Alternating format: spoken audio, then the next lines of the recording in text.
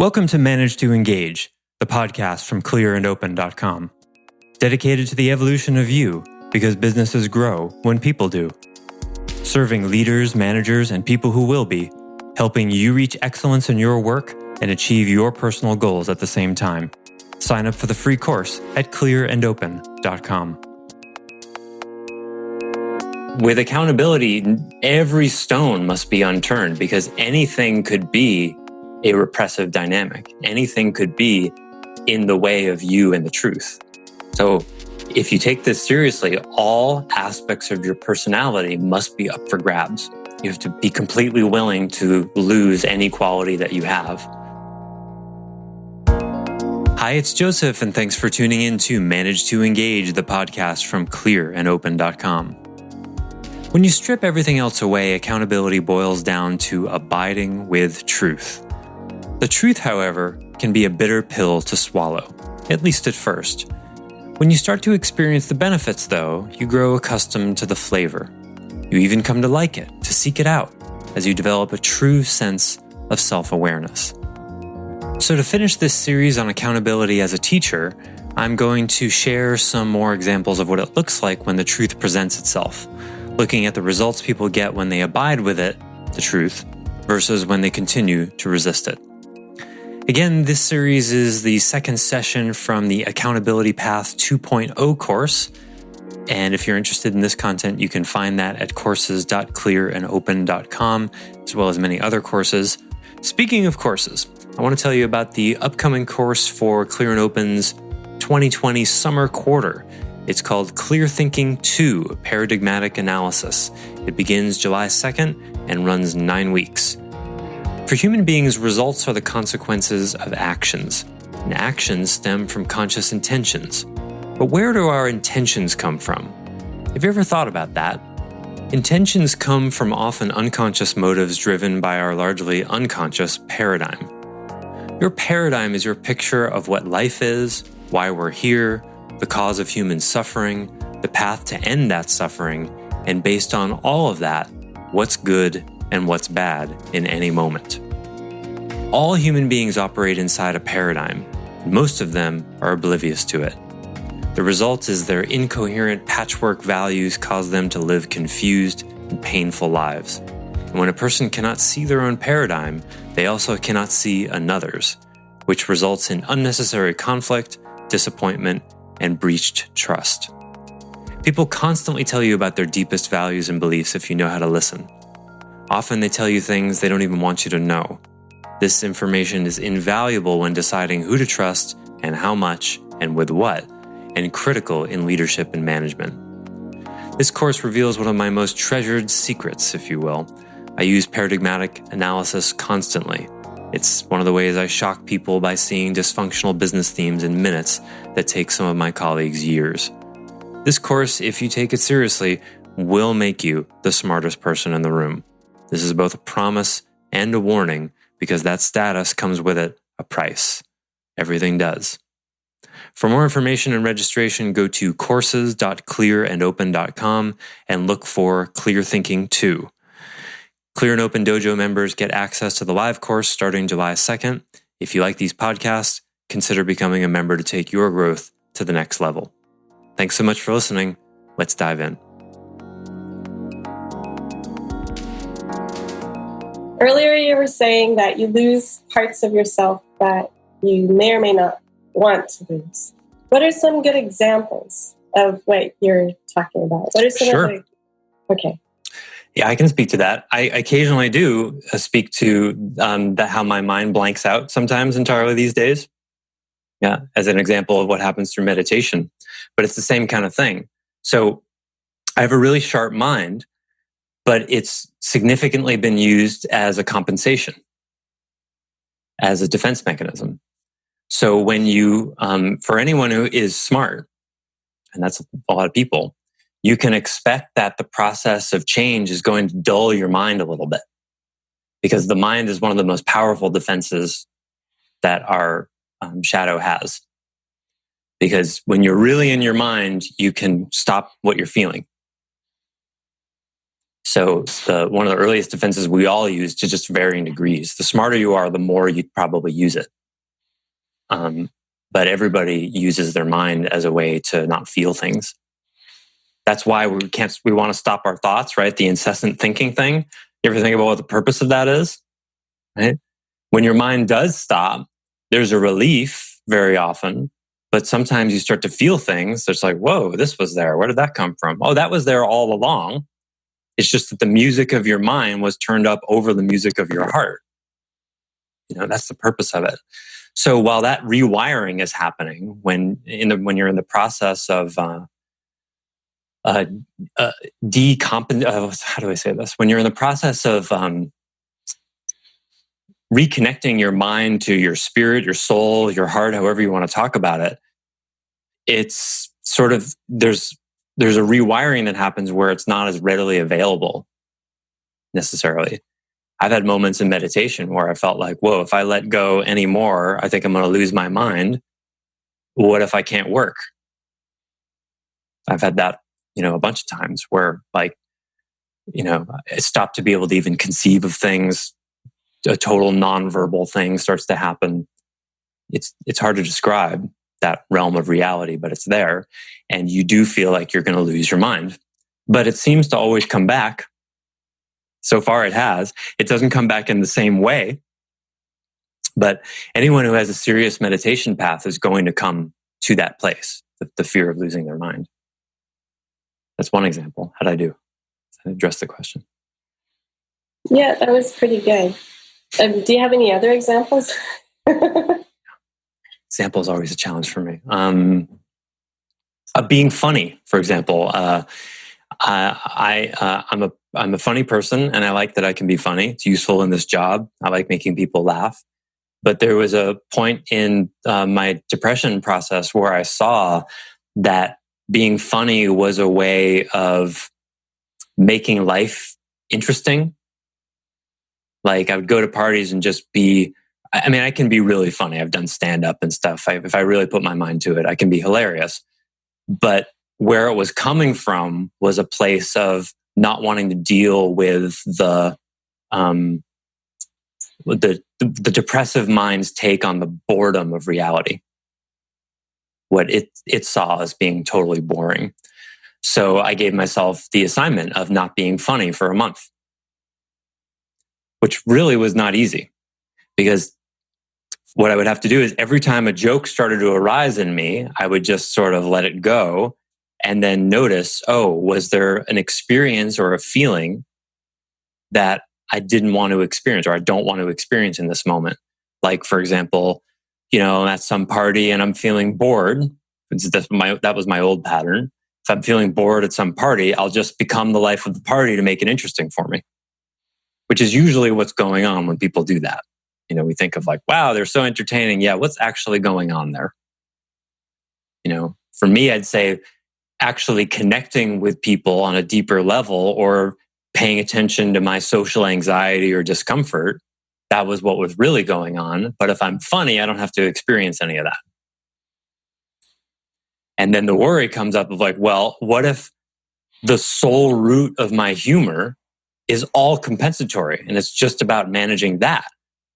What if I'm never funny again? What if I become so well adjusted to the social anxiety or the boredom, because nothing is really boring, that suddenly I don't need the humor anymore and it just falls away? I identify as a funny guy. I like being a funny guy. But what if it's gone? It came back. I'm not as funny as I used to be in those kinds of situations. And I probably couldn't be if I tried. But that's an example. Because with accountability, every stone must be unturned, because anything could be a repressive dynamic. Anything could be in the way of you and the truth. So if you take this seriously, all aspects of your personality must be up for grabs. All of them.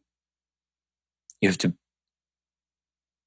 be completely willing to lose any quality that you have, because it might not be you, and trust that what is you will come back. And it's quite scary sometimes, and it's generally disorienting. But the reward is you get to stand in all of your power. So, when you run into people after 20 years or something and they say something like, you've totally changed, or you're not the same as you were at university, and I had an old girlfriend from university, was just looking at a bunch of photographs. She was going through my Facebook photographs. And then she posted on one of them, "Oh, that's the Catherine that I used to know." The rest of them, I don't know her. And it struck me as very interesting, her take on it. And I imagine it's because when we're at that age, we have so many facades on, right? So many hats you're wearing at different occasions. Yeah. That I probably don't wear most of them anymore. Yeah. He's not recognizing all the things I've removed. Is that a good example? Just trying to. Well, what it's an example of, I love that you bring it. What it's an example of is how other egos try to hold your ego accountable to staying the same. Right. Oh, that's the Catherine I know. Oh, you mean you want me to be the same as I was 20 years ago? Why on earth would you want that? Mostly you've improved, I'm sure, unless they have like a, hey, you used to be more playful, things people say about, when you were younger. There's pieces of that that sometimes can be helpful. But like when I talk to people who I'm mostly not friends with anyone from when I was a teenager, because what you can experience is there's this box that people put each other in. When we were 17, you were this and I was this, and that's our ground of relating. So we have to be that in order to connect. This is why family reunions are so painful. Because that's what's going on.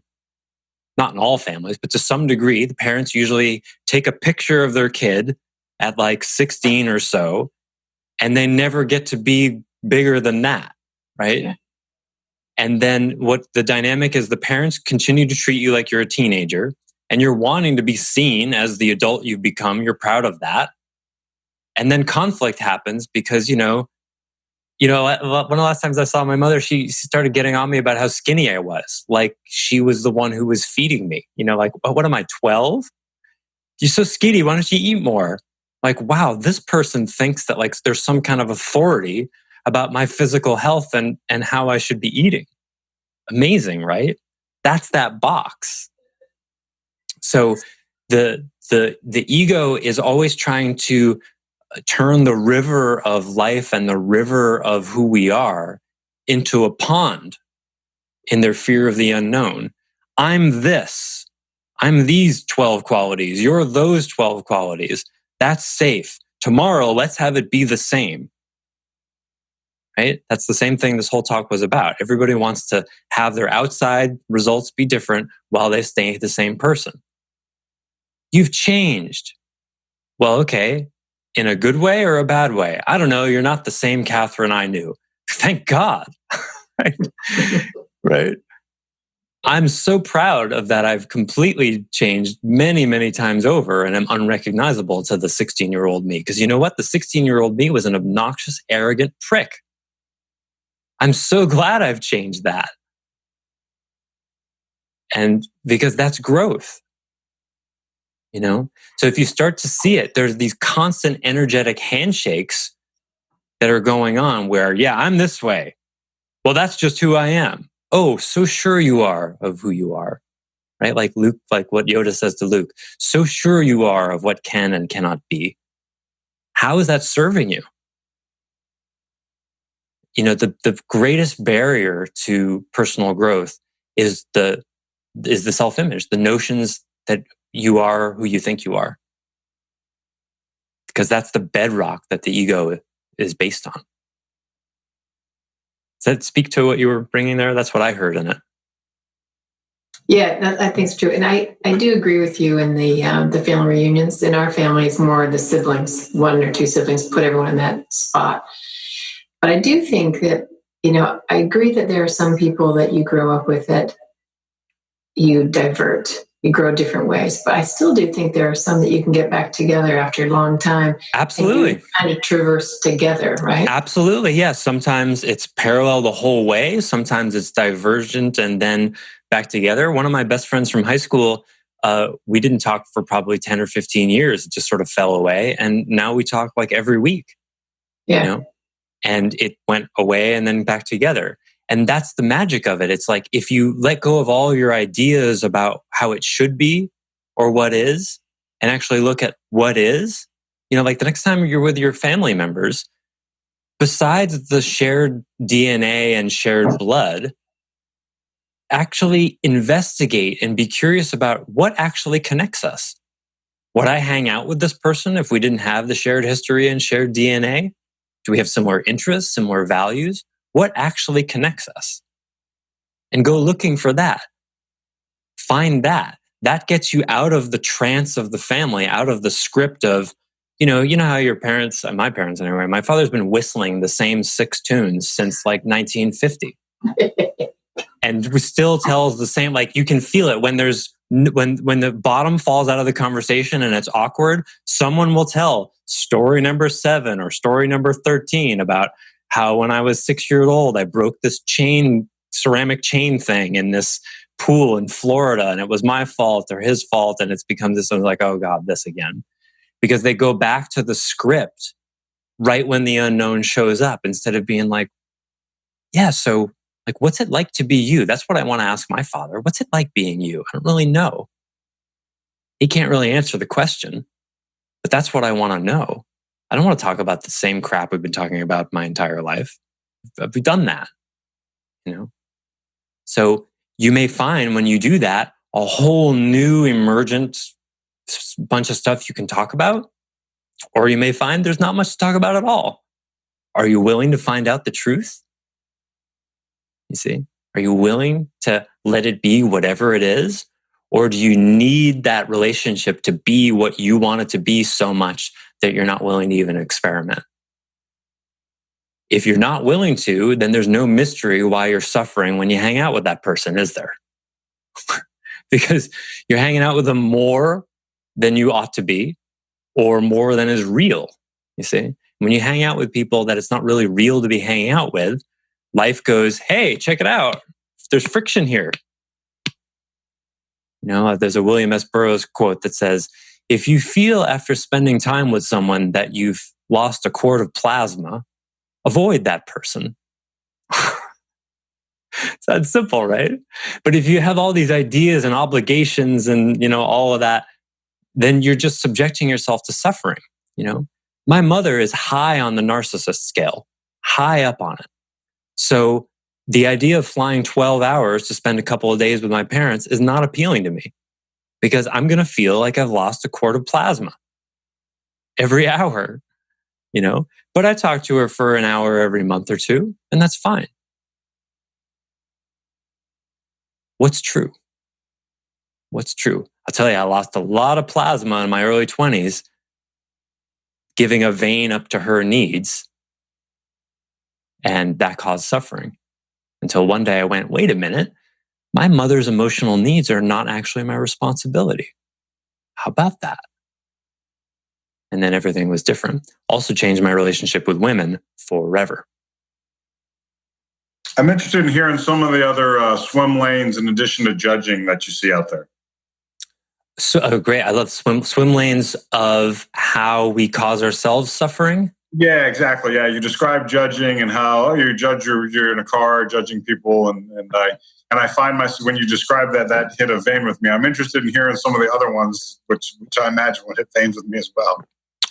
There's so many. Any should. This is connected to Byron Katie's work that we did in Managing with Inquiry.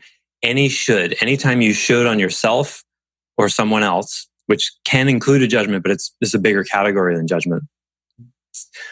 That's one of the most subtle and pervasive ones. That's why Byron Katie's work is so powerful. Because any notion of what should be is against reality. You could say Byron Katie's work is about allowing yourself to be held accountable to reality. Because when you let go of what should be, there's just what is. You surrender to that. That's accountability. So yeah, any should about how people should be, who you should be. I was just talking with a client yesterday about the subtle but pervasive should that we should make more money next year than we did this year. right? It's so obvious, right? Like, well, of course, next year should be more. And like, I start to notice like, wow, I'm like 10 grand down from where I was last year. I might not make more this year than I did last year. And then I feel this kind of like anxiety, like, and I'm like, what? Well, where did I get the idea that it should be more? You know, the fact is, for what I do, I'm very near a limit. You can't grow a one-on-one coaching practice infinitely, not at all. There's a ceiling to that. So that's an example. And they're so subtle. And so like one of the bars I hold for myself these days is any amount of frustration whatsoever. I do not indulge. I don't hold frustration as a healthy emotion. It's a clue that I'm shoulding somewhere. My clients should listen better. I should be making more money. I should be more up on the weeds in the yard. I shouldn't have. A couple of days ago, I backed my lawnmower into a railing and broke the mower height lever, which is going to cost like $100 to repair. I was like, crap. You know, I broke it's like a half-inch piece of steel. It just snapped off. Now I got to reach under the mower and get off the thing to be able to change the height of the blades. I shouldn't have done that. I laughed at myself. I'm looking at it and I feel that didn't happen. I didn't just do that. Like there's this, oh crap. No, that did happen. I did do that. Why did it happen? I don't know. Maybe I'm supposed to, I've been wanting to get my handyman over here for a while to do a bunch of things. I guess now that's going to happen because I really need this fixed. You never know what journey it's going to take you on. But other examples, physical pain of any kind that's persistent, dietary issues that people live with, things like constipation, for example. That's a great example. People will take pills for that instead of looking at what actually they're eating. My father has eczema, that skin condition. Not too bad, but I'm convinced it's because of a dairy allergy, which is not uncommon. But he won't quit eating dairy because he loves it. And to me, that's not being accountable to life. I had a client once who was getting chronic sinus infections, and he was going to have his sinuses bored out manually to try to prevent it. And it was like a $25,000 elective surgery. And even then they said they thought it might not work. There was only a slim possibility that it would help. And I said, why don't you just quit eating dairy for a while? It's common that it clogs up the sinuses. It happens for me. Just give it a shot. Oh, but I love my Danishes and the milk in my coffee. And I was like, look, man, you're talking about a $25,000 surgery. Just quit dairy for like 4 to 6 weeks and see what happens. Cleared his sinuses right up. He never had the surgery. The price he pays, doesn't get to have his Danishes anymore. Other examples, lack of fulfilling relationships, lack of intimacy, other ways we cause ourselves suffering. I mean, the interface where you're going to see it is always going to be in thoughts. But life structures for sure are worth looking at. Being in loveless or sexless marriages, living in a climate that doesn't suit you, wearing clothes you don't like. I mean, it can be anything. Anything can cause suffering. Thanks for listening to Manage to Engage, the Clear and Open podcast. Join us next week when you'll be a little bit closer to who you're destined to be. Until then, know that Clear and Open is dedicated to the evolution of you, because businesses grow when people do. If you want to help the show grow, I'd appreciate you leaving a rating and review on iTunes. All you have to do is open the Apple Podcasts app, view the full description of the episode, and click the link to leave a rating and review. Or you can go to clearandopen.com/review, and it will bring you to the right place. If you're looking for more support on your journey, head over to clearandopen.com for even more tools, articles, and free resources. Thanks so much for listening. Bye for now.